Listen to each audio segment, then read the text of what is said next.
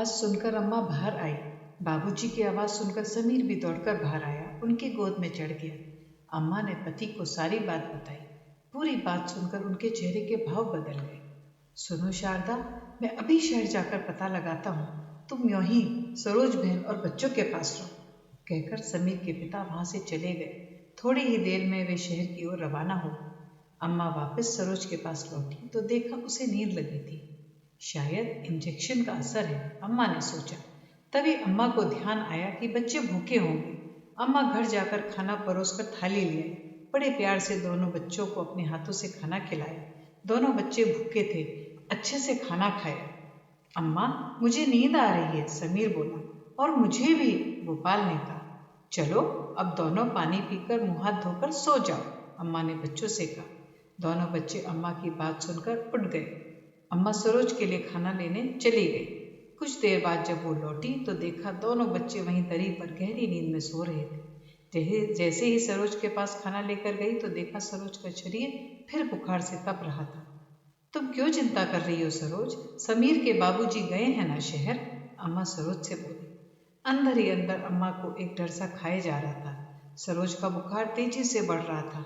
मन में ख्याल आया कि डॉक्टर को बुलाने जाए, पर सरोज को किसके भरोसे छोड़कर जाती। समीर के बाबूजी का भी कोई पता नहीं था।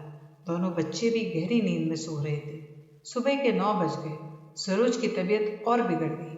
दोनों बच्चे अब भी गहरी नींद में सो रहे थे।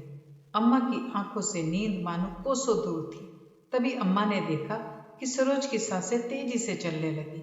अम्मा घबरा गई और दौड़कर डॉक्टर को बुलाने चली गई। जैसे ही डॉक्टर व अम्मा वापस आए तो देखा सरोज दूसरी दुनिया में ही जा चुकी थी। अम्मा जोर से रो पड़ी। सामने ही मासूम गोपाल इन सब बातों से अनजान गहरी नींद में सो रहा था। उस मासूम को क्या पता कि उसकी जननी अब उसे कभी लोरियां नहीं सुना पाएगी। तभी बाहर से समीर के बाबूजी ने धीरे से आवाज लगाई, शारदा, ओ शारदा। आवाज सुनकर अम्मा बाहर आई। बहुत बुरी खबर है शारदा, गोपाल के पिता का देहांत हो गया है, बुझे स्वर में समीर के बाबूजी बोले। अम्मा पुछ सी खड़ी रही।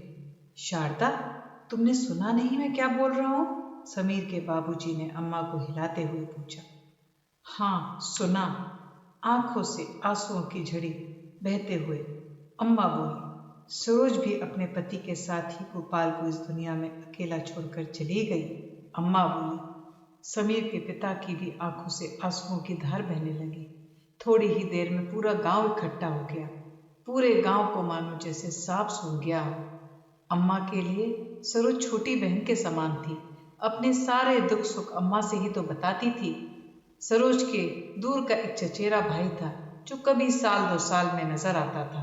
ससुराल में केवल बूढ़ी सास थी जो 4 साल पहले ही चल बसी थी।